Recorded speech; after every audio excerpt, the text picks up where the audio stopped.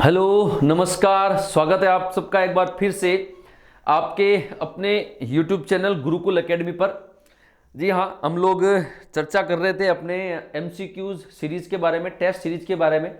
और आज का जो अपना फर्स्ट टॉपिक है वो है श्वसन। ठीक है ना, अपन जैव प्रक्रम शुरू कर दिया था, पाचन अपने कंप्लीट कर लिया कल, आज है श्वसन। इसके जस्ट पहले क्लास अपलोड हो चुकी है, उसका नाम है कार्बन और उसके यौगिक। ठीक है ना, और वो क्लास एक भैया ने कमेंट किया था इसलिए मैंने अपलोड कर दी है। ठीक है ना, चलिए अपन शुरू करते हैं अपनी ये आज की क्लास। चलिए भाई, सवाल है 30 क्वेश्चन है। हाँ भाई ठीक है, सबसे पहला क्वेश्चन है आपके लिए, ये कह रहा है कि भाई श्वसन प्रक्रिया में ऑक्सीकरण किसका होता है। श्वसन प्रक्रिया में किसका ऑक्सीकरण होता है।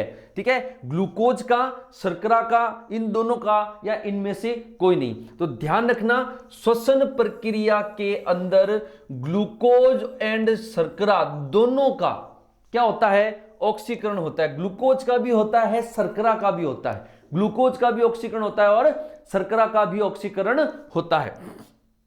ठीक है, थ्योरी भी हो जाएगी पूरी की पूरी, चिंता मत करना आप लोग, वापस से रिकॉल हो जाएगी हर चीज। ठीक है, फिर ये कह रहा है श्वसन प्रक्रिया में ग्लूकोज का अपघटन सर्वप्रथम किस रूप में होता है। जब अपने ग्लूकोज का अपघटन पढ़ा था उसमें ये एक बात बोली थी कि ग्लूकोज सर्वप्रथम कोशिका द्रव्य के अंदर पाइरुवेट में टूटता है, फिर पाइरुवेट के बाद में उसमें ऑक्सीश्वसन और अनॉक्सीश्वसन होता है। तो सबसे पहले किस फॉर्म में टूटता है, पाइरुवेट में। और ये प्रोसेसिंग होती कहां है, तो ध्यान रखना कोशिका द्रव्य के अंदर। किसमें, कोशिका द्रव्य में। किसमें होती है भाई, कोशिका द्रव्य के अंदर। ठीक है, तो ध्यान रखना सर्वप्रथम किस रूप में टूटता है, तो पाइरुवेट में। फिर अगर बात करें लैक्टिक अम्ल, ठीक है ना, तो अपनी पेशियों के अंदर जो क्रेम होता है, क्रेम, ठीक है ना, जो एंठन होती है ना, एंठन, उसके लिए ये जिम्मेदार है, अनॉक्सीश्वसन है। समझ में आ गई चीज। फिर है तीसरा, ये कह रहा है अवायवीय श्वसन में पाइरुवेट एथेनॉल में बदलता है। ध्यान रखना ये लाइन भी, अवायवीय श्वसन में पाइरुवेट किस में बदलता है, एथेनॉल में। किस में, एथेनॉल में। यह क्रिया संपन्न होती है। तो जब अपन ने अवायवीय श्वसन और वायवीय श्वसन पढ़ा था, तब अपन ने कहा था ये जो क्रिया है किस में संपन्न होती है, यीस्ट में। यहां पे बनता है लैक्टिक अम्ल, और ये होता है वायवीय श्वसन। क्या होता है, वायवीय श्वसन। ठीक है, ग्लूकोज जब टूटता है अंतिम उत्पाद के रूप में जल और CO2 बनती है, एनर्जी निकलती है साथ में। ठीक है ना, वो कहां होती है, माइटोकॉन्ड्रिया में। फिर ये कहां है, लैक्टिक अम्ल पेशियों के अंदर। और एल्कोहल यानी एथेनॉल कहां बनता है, यीस्ट के अंदर। चौथा क्वेश्चन, अरे एक जंप हो गया रे, गिनती भूल गया नहीं। फिर है स्नीडेरियन मेम्ब्रेन कहां पाई जाती है। ध्यान रखना स्नीडेरियन मेम्ब्रेन, जब मैंने आपको श्वसन शुरू करवाया था तब प्राथमिक श्वसन अंग नासिका गुहा के अंदर बताई थी। स्नीडेरियन मेम्ब्रेन कहां पाई जाती है, नासा गुहा के अंदर। तभी मैं सोच रहा 31 का आंकड़ा कैसे आ रहा है तो 30 ही। स्वर यंत्र में उपास्थ्यों की संख्या होती है, बताया हुआ है कितनी होती है, 9 होती है। कितनी होती है, 9। फिर ये कह रहा है फेफड़ों की संरचनात्मक इकाई है, ब्रोंकाई, ब्रोंकियोल, श्वसनी, श्वसनिका या कूपिका। तो कौन होती है, कूपिका, जिनको अपन वायु कोश भी कहते हैं। क्या कहते हैं, वायु कोश। फेफड़ों की सुरक्षात्मक झिल्ली क्या कहलाती है, फेफड़ों की सुरक्षात्मक झिल्ली क्या कहलाती है, रेनिडियस membrane, plural membrane, cyto membrane या टोनोप्लास्ट। Plural membrane. कौन सी मेम्ब्रेन, प्लूरल मेम्ब्रेन। ठीक है, फेफड़ों की जो झिल्ली है वो क्या कहलाती है, प्लूरल मेम्ब्रेन। फिर ये कह रहा है रक्त का शुद्धिकरण होता है। तो रक्त का शुद्धिकरण कहां होता है, मैंने आपको बताया था किडनी नहीं है, रक्त का शुद्धिकरण कहां होता है वास्तव में, फेफड़ों के अंदर। अब ये कह रहा है शरीर की एकमात्र शिरा जो शुद्ध रक्त प्रवाहित करती है, एकमात्र शिरा और एकमात्र धमनी जो अशुद्ध प्रवाहित करती है। तो शिरा तो कौन सी है, पल्मोनरी शिरा, जो शुद्ध रक्त प्रवाहित करती है, और धमनी कौन सी है, पल्मोनरी धमनी, जो अशुद्ध रक्त प्रवाहित करती है। ये दोनों एक एक ही हैं, ठीक है ना। वैसे धमनी का कार्य तो शुद्ध का है और शिरा का कार्य अशुद्ध का, तो एकमात्र शिरा है पल्मोनरी शिरा, ठीक है। फुफ्फुसीय शिरा भी लिखा हुआ है, तो कौन सा हो जाएगा, डी, पल्मोनरी शिरा या फुफ्फुसीय शिरा, ठीक है। क्वेश्चन नंबर 11 देखो, ये कह रहा है कि रेडियल पेशी पाई जाती है। रेडियल पेशी, इसका नाम याद रखना, रेडियल पेशी कहां पाई जाती है, डायफ्राम के अंदर, ठीक है। देखिए जब हम लोग श्वास अंदर लेते हैं, ठीक है, निश्वसन, तो क्या होता है, रेडियल पेशी के अंदर संकुचन होता है, जिससे डायफ्राम चपटा हो जाता है और जो वायुमंडलीय ऑक्सीजन है वो हमारे फेफड़ों में प्रवेश करती है। अब सांस छोड़ा, ठीक है। तो रेडियल पेशी में संकुचन होगा अगर, ठीक है, तो डायफ्राम कैसा हो जाएगा, चपटा। अगर पूछ ले यार श्वसन कौन सा होगा, निश्वसन, ठीक है। पसलियां कैसी गति करेगी, ऊपर की ओर, कैसी, ऊपर की ओर, ये ध्यान रखना। वक्ष स्थल का आकार बढ़ जाएगा, ठीक है। फेफड़ों में फ्लोटिंग या प्लाबी पसलियां होती है, बताया था आप लोगों को, कौन सी होती है, 11वीं और 12वीं। फ्लोटिंग पसलियां या प्लाबी पसलियां कौन सी होती है, नंबर 11 और नंबर 12। होती कितनी है, तो 2 ही होती है, 11वीं और 12वीं। फिर अरे 13, क्वेश्चन नंबर 13 देखो, ये कह रहा है सत्य कथन का चुनाव करो, ठीक है।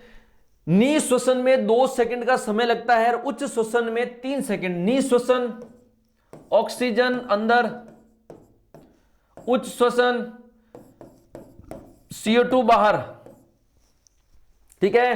कितना समय, 2 सेकंड का समय। अब इसको चेंज करके भी पूछ लेगा, कहेगा कि रेडियल पेशी के संकुचन में कितना समय लगता है, बात तो वही है, ऑक्सीजन ही तो अंदर आ रही है। या वक्ष स्थल के फैलने में कितना समय लगता है, या डायफ्राम के चपटे होने में कितना समय लगता है, समझ में आ गया ना चीज।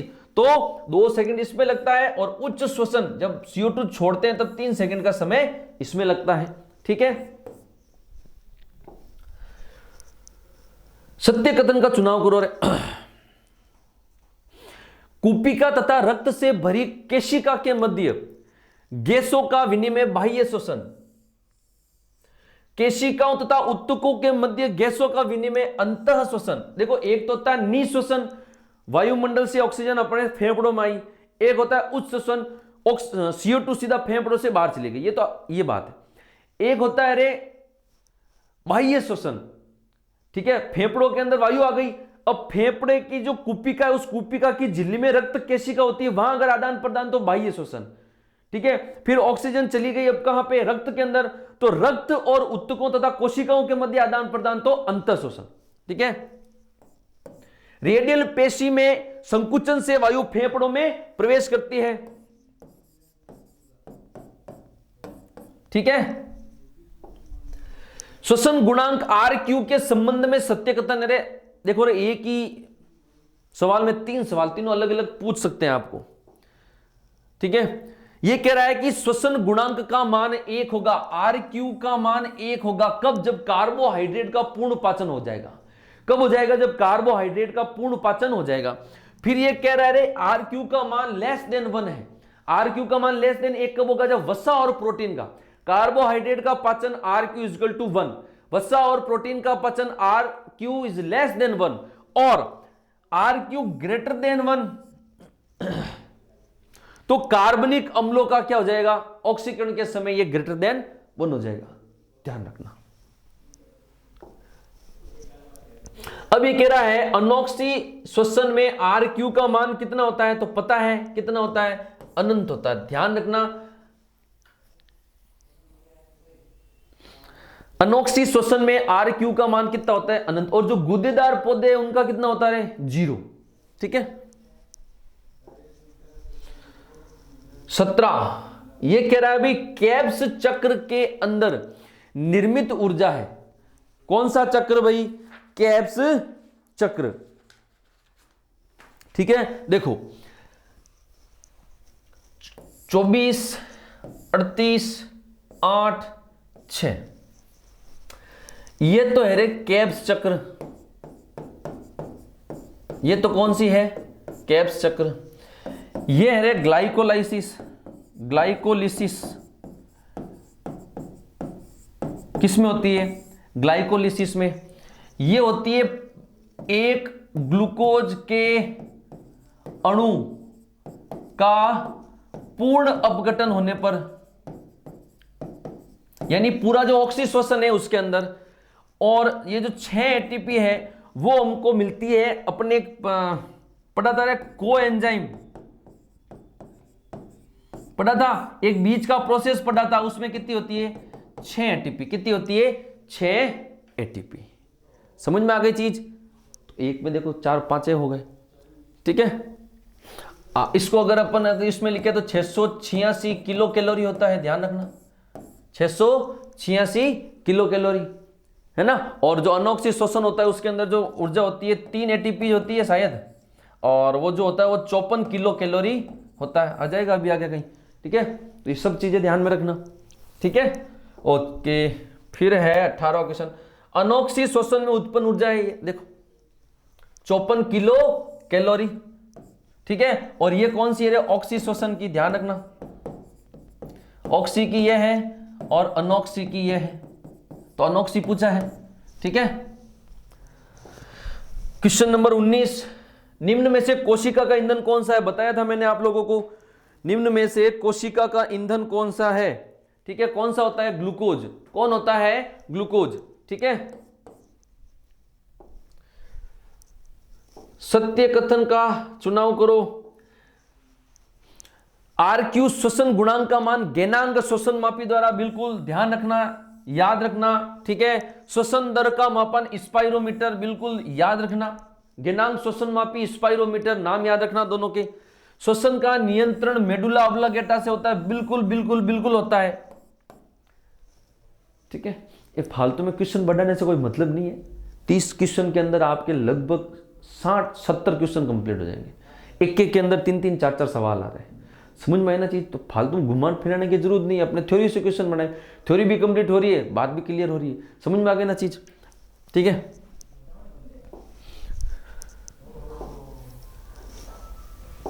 ओके। श्वसन दर वयस्क के अंदर 12 से 16, ये चेंज भी हो सकता है, 12 से 15, 12 से 18। ठीक है ना, तो जो आसपास का है वो देख लेना। और शिशु के अंदर 45 बार होता है, और नींद के अंदर 10 बार होता है।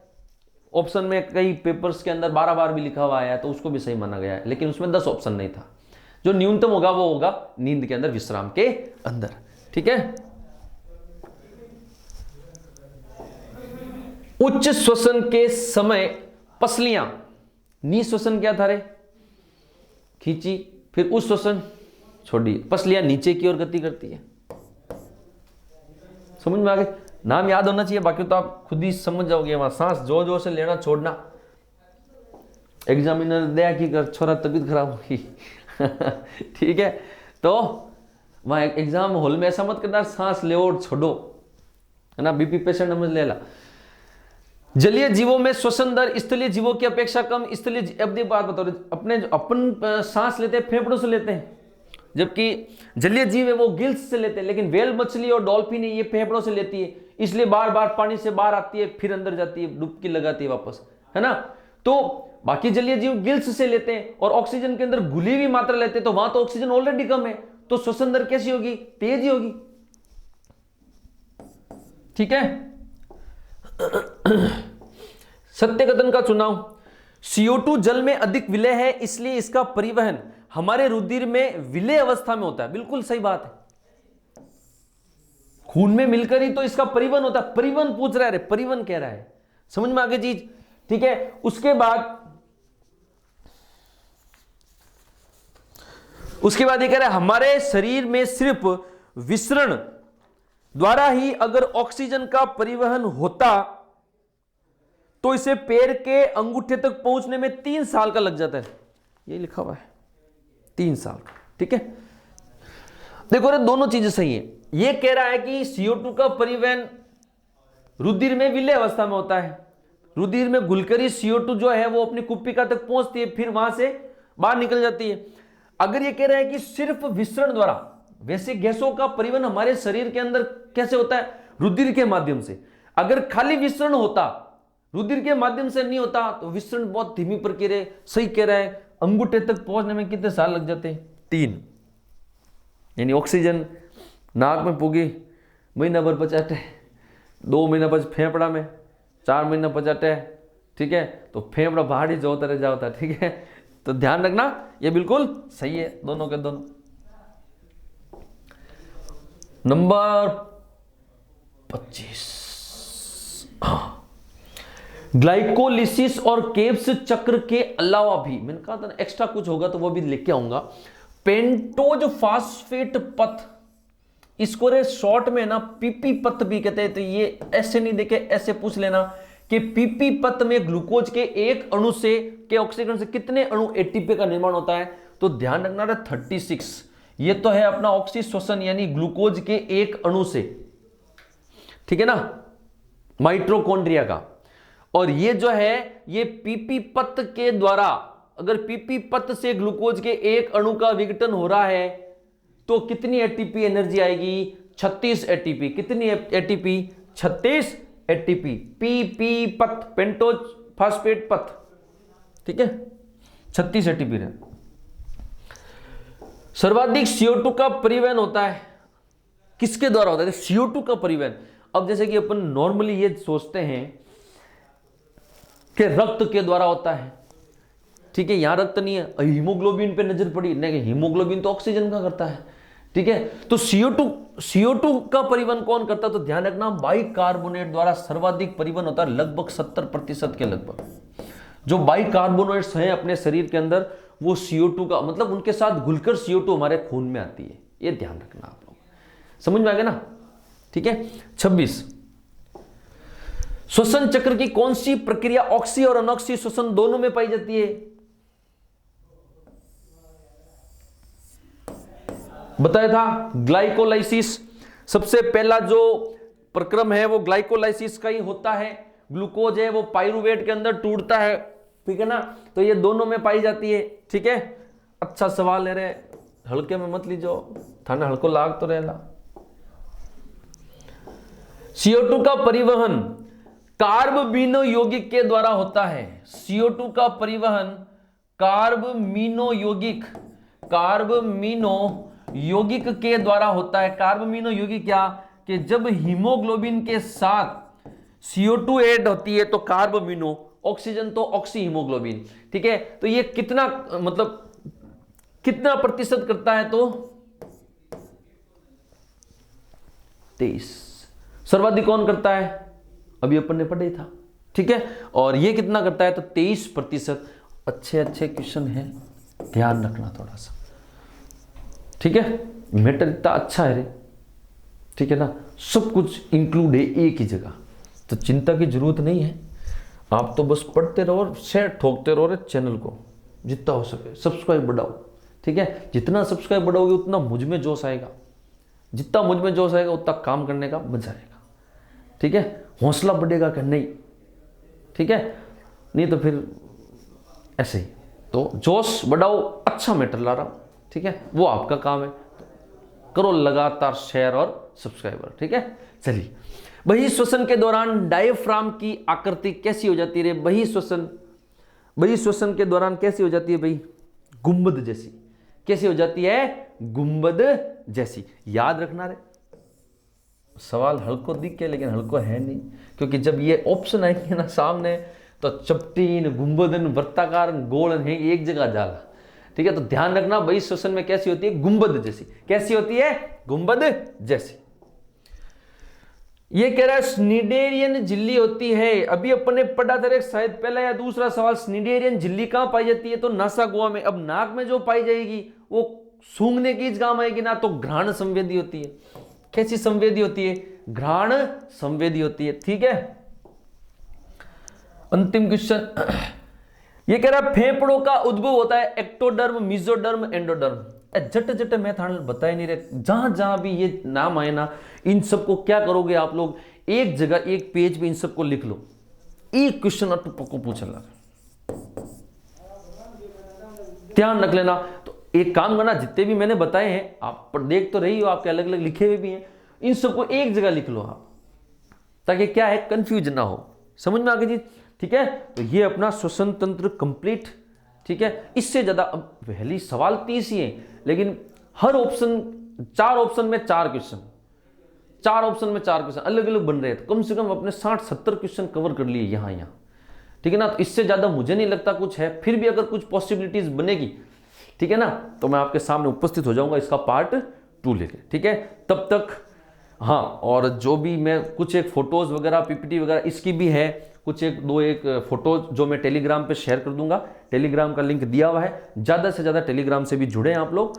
ठीक है, और इसको सब्सक्राइब करें। कोई समस्या है तो कमेंट में बताएं। ठीक है, मैटर अच्छा लगे, ठीक है, तो कमेंट में थम्स अप करके सूचित एक बार जरूर कर देना, सब लोग जितने भी जुड़े हुए हो। ठीक है, मिलते हैं नेक्स्ट क्लास में, तब तक के लिए जय हिंद, जय भारत।